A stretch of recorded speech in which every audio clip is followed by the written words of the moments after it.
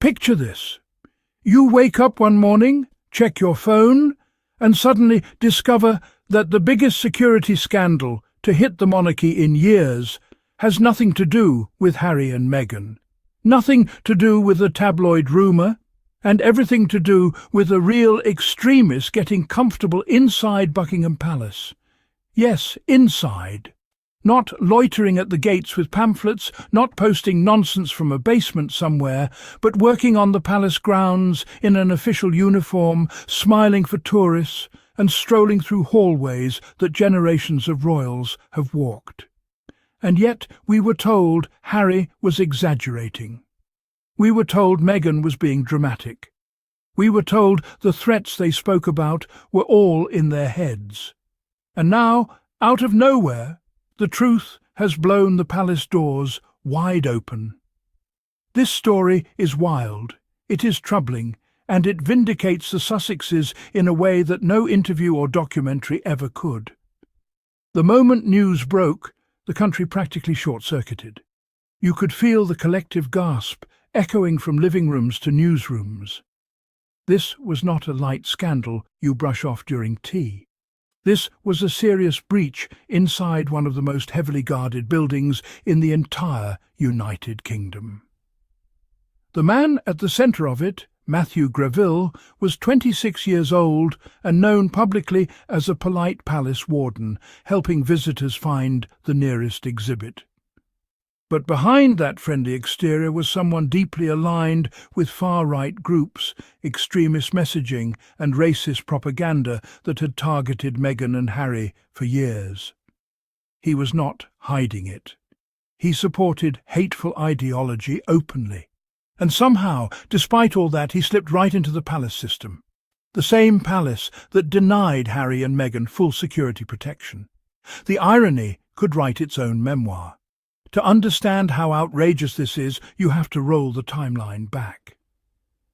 In 2019, a man was arrested for calling for Harry's assassination, using extremist language that mirrored the ideology Greville supported. In the years that followed, Meghan repeatedly expressed fear for her safety. She spoke about the vitriol, the hostility, the constant threats. Harry warned that the environment was dangerous and that the public did not understand how serious the situation had become. Their concerns were dismissed over and over. They were told it was gossip, imagination, drama. Yet here we are today, learning that someone with ties to neo-Nazi circles was not only on palace grounds, but in an official role that came with access far beyond what any regular person would ever get. And how did the palace respond? With the enthusiasm of someone answering an email they wish had gone straight to spam. A bland statement, a robotic line about not commenting on individual staff. No outrage, no shock, no transparency. No acknowledgement that a far-right extremist ended up inside the royal household. Let us pause to appreciate the contrast. When Harry and Meghan speak publicly, palace insiders swarm every microphone within reach. Sources close to the palace suddenly become Olympic-level sprinters rushing to discredit them. But when a neo-Nazi sympathiser works inside the building, everyone becomes a silent monk. And this is why Meghan became such a target. It was never just about her marriage, it was about what she represented. A modern, biracial woman succeeding inside an institution that has struggled with diversity for centuries. She represented progress, visibility, change. And extremists fear change almost as much as they fear reading books. So they attacked her. They dehumanized her online. They used racist slurs daily. They posted violent fantasies. And the palace watched it happen while offering very little real protection. Harry recognized the threat because he had lived through the monarchy choosing image over the safety of his mother. He saw the same pattern forming around his wife and refused to let history play out again. This scandal exposes something even deeper than poor security. It shows a system that is outdated in the worst ways. The palace vetting process is still stuck in a world where the biggest red flag they look for is whether you forgot to return a library book 20 years ago. They check criminal records, but not extremist online behaviour. They do not track radical forums, coded hate language, or extremist symbolism. Meanwhile, entire online communities openly share violent ideology. That is how danger walks right through the front doors of prestigious institutions. Not with a criminal record, but with a clean suit and a smiling face. And here is the part that should make every taxpayer raise at least one eyebrow. The same palace that let an extremist slip through their security screening fought aggressively to deny Harry and Meghan full protection, even when Harry offered to fund it himself. They insisted they did not need it. They insisted the threats were exaggerated. They insisted the couple was overreacting. And all the while they had missed a real extremist working among their own staff.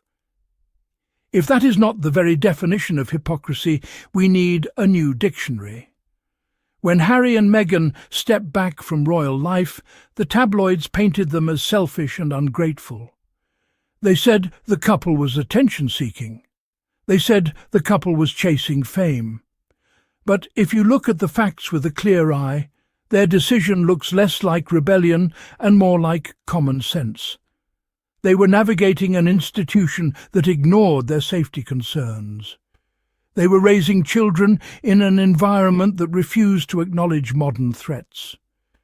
Harry honoured Diana by refusing to let his wife walk the same dangerous path.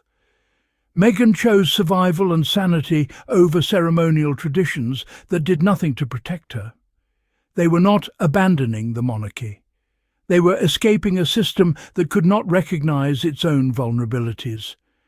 This scandal highlights a problem far bigger than royal gossip. It exposes how extremist ideology is creeping into institutions once considered untouchable.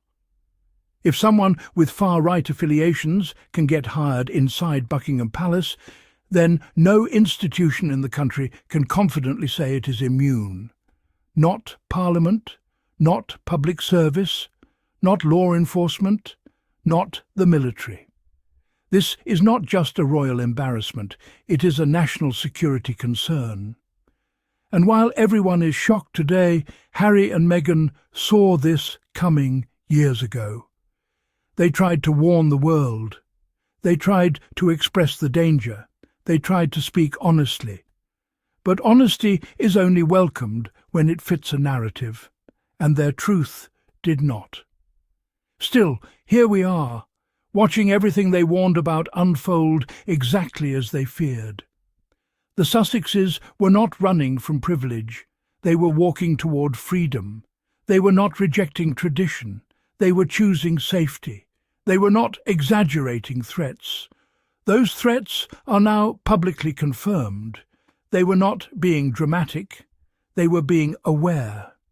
And today, in the quiet aftermath of this palace scandal, the truth is clear in a way it has never been before. They trusted their instincts, and their instincts were absolutely right.